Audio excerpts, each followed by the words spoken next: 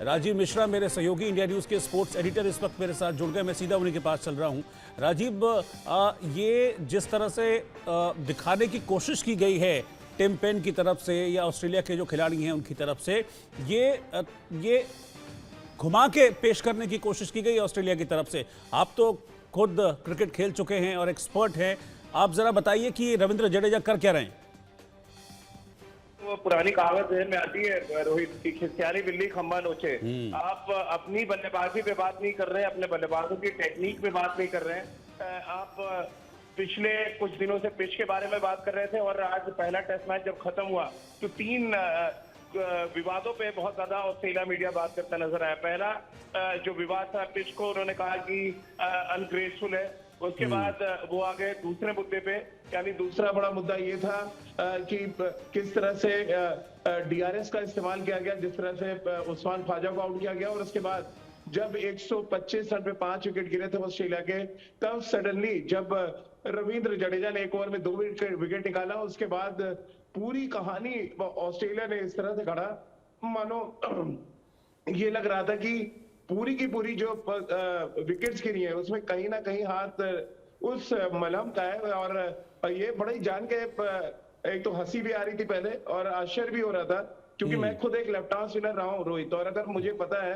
ये आप मेरी ग्रिप मेरे हाथ में आप देख सकते हैं, और जब मैं लगातार इस तरह से गेंदबाजी करता हुआ नजर आऊंगा आपको, यानी जब लगातार मैं 8 या 10 ओवर डालूंगा, तो इस पर्टिकुलर उंगली को जो स्पिनिंग फिंगर बोलते हैं, मैं आपको दिखाना चाह रहा हूँ। मैं क्योंकि खुद लेफ्ट आर्म स्पिनर रहा हूँ, जब आप स्पिनिंग फिंगर को बॉल लगातार आप रोटेट करते हैं, आप लगातार सीम पे गिराने की कोशिश करते हैं, तो इस पर्टिकुलर सीम की वजह से आपकी इस स्पिनिंग फिंगर में दर्द हो जाता है कभी कभी, जब 10 12 ओवर या 15 ओवर आप कंटिन्यूस डालते हैं, और तब वो मलहम लगाने की बात होती है। मेरे ठीक पीछे जो मैं तस्वीर यहाँ पे दिखाना चाह रहा हूँ, ये सिराज अपने हाथ में यहाँ पर वो ऑर्नामेंट लेके आए थे, उन्होंने उनकी उंगली पर लगाया। और मैं आपको एक चीज और बता दूं, जो भी ये दर्द निवारक ऑर्नामेंट होते हैं वो तुरंत सूख जाते हैं, यानी कि उस पर कोई बहुत विशेष तरह का असर नहीं होता है, यानी कि वो जो ऑर्नामेंट है वो इमीडिएट सूख जाता है और उसको कहीं से भी आप बॉल पे इस्तेमाल नहीं कर सकते। यानी कि बॉल टेम्परिंग की बात जो फॉक्स क्रिकेट कर रहा है, जो ऑस्ट्रेलिया का हमेशा 12th मैन रहता है, यानी ऑस्ट्रेलिया मीडिया हमेशा 12th मैन का काम करती है अपनी टीम के लिए, तो कुछ इसी तरह की भूमिका वो निभाते नजर आए। शायद उनको पता नहीं है कि आज के दौर में जब 28 से 30 कैमरे मैदान पर होते हैं, एक एक बॉल कवर करते हैं, मुझे नहीं लगता कि आज के डेट में कोई भी खिलाड़ी हिम्मत करेगा। और ऑस्ट्रेलिया शायद भूल गया कि उन्होंने साउथ अफ्रीका में जब सैंड पेपर गेट इंसिडेंट हुआ था, 3 खिलाड़ी उनके सस्पेंड हुए थे, शायद वो चीज भूल गए, या वो उस कहानी को भारत पे थोपना चाह रहे हैं, जो कतई गलत है। तो ये रोहित बेसिकली ये था कि उनकी जो स्पिनिंग फिंगर है, इस सीम की वजह से लगातार उनकी उंगली में दर्द था, और उसको ऑस्ट्रेलिया मीडिया ने कुछ और कहानी का नाम दे दिया, जो पूरी तरह से गलत है। मैंने बात भी किया है भारतीय टीम मैनेजमेंट में कुछ लोगों से, उनका साफ कहना है कि ऑस्ट्रेलियाई टीम की तरफ से कोई भी बात नहीं कही गई है, जो भी बात कही गई है वो ऑस्ट्रेलिया मीडिया की तरफ से कही जा रही है। यानी कि जो मैदान पर 19 क्रिकेट उन्होंने खेली है, मीडिया उसको प्रेस बॉक्स में बैठ के 20 साबित करने की कोशिश कर रहा है, जो पूरी तरह से गलत है। पूरा क्रेडिट रविंद्र जडेजा की शानदार गेंदबाजी को जाता है, उसको क्रेडिट देने के बजाय आप चर्चा कर रहे हैं उस ऑर्नामेंट के बारे में, और आप एक सस्पेक्ट क्रिएट कर रहे हैं, जो पूरी तरह से गलत है एक ईमानदार खिलाड़ी के लिए। और मुझे लगता है इस बात का जवाब नहीं होगा उन लोगों के पास जो रविंद्र जडेजा को इस तरह से बदनाम करने की कोशिश कर रहे हैं कि भाई आपकी गिल्लियां तो आर अश्विन ने भी उखेड़ी थी, आपकी गिल्लियां तो आर अश्विन ने भी उड़ाई हैं आज। जी बिल्कुल। और देखिए, यहाँ पर बॉल टेम्परिंग का सवाल इसलिए नहीं होता है, 2 वजह बताता हूँ रोहित, मैं क्रिकेटिंग पॉइंट ऑफ व्यू से आपका थोड़ा टाइम भी लूंगा मैं इस पे।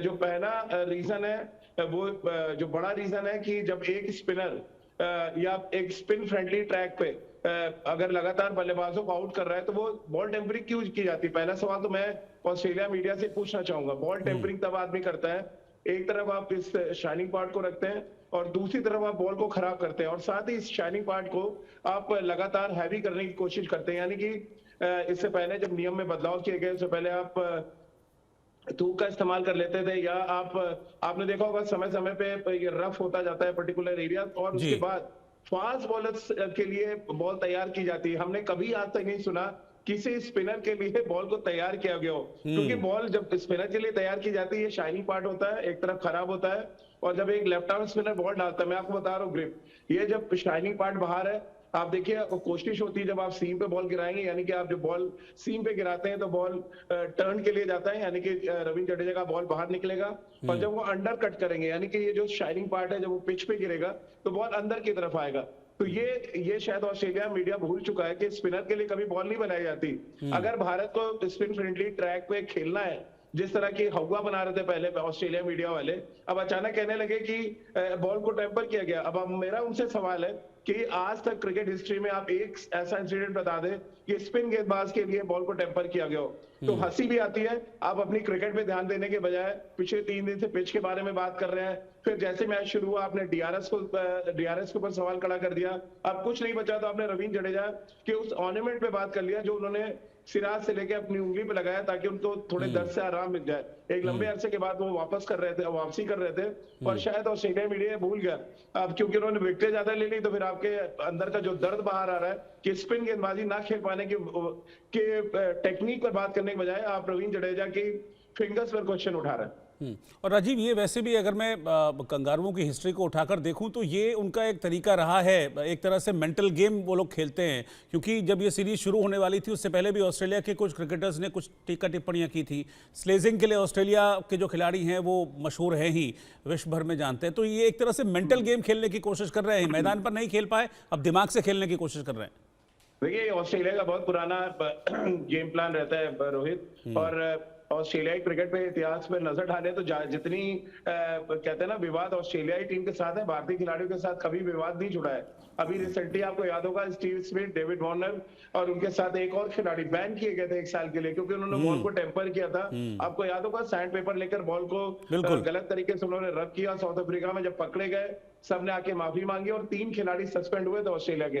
तो ऑस्ट्रेलिया मीडिया शायद अपने खिलाड़ियों की करतूतों को भूल के एक ऐसी विवाद को तूल दे रहा है जिसका कोई लेना देना नहीं है। आपने खराब क्रिकेट खेली, आप अपने बल्लेबाजों को क्रिटिसाइज करें बनस्बत इसके कि आप रविंद्र जडेजा की स्पिनिंग फिंगर जिसमें दर्द होता है। मैं एक बार फिर आपको बता दूं, लगातार बॉल को अगर आप कंटिन्यूअस, मैं आपको दे दूं रोहित, और अगर आप थोड़ी देर तक यानी कि 6 बॉल तक आप खाली उसको टर्न करते रहे तो आपको भी यहाँ पे पेन महसूस होने लगेगा। क्योंकि आप एक लंबा स्पेल डाल रहे हैं, 14 ओवर का स्पेल डाला है रविंद्र जडेजा ने एक साथ, और क्योंकि एक लंबे अरसे से वो कोई स्पिन नहीं डाल रहे थे तो ये जो स्पिनिंग फिंगर जब आप बॉल को स्पिन करते हैं, लगातार स्पिन करते हैं तो बॉल यहाँ पे पूरा आप एक देखेंगे यहाँ पे गार्ड सी बन जाती है रोहित, और ये फिर पेन होना शुरू होता है।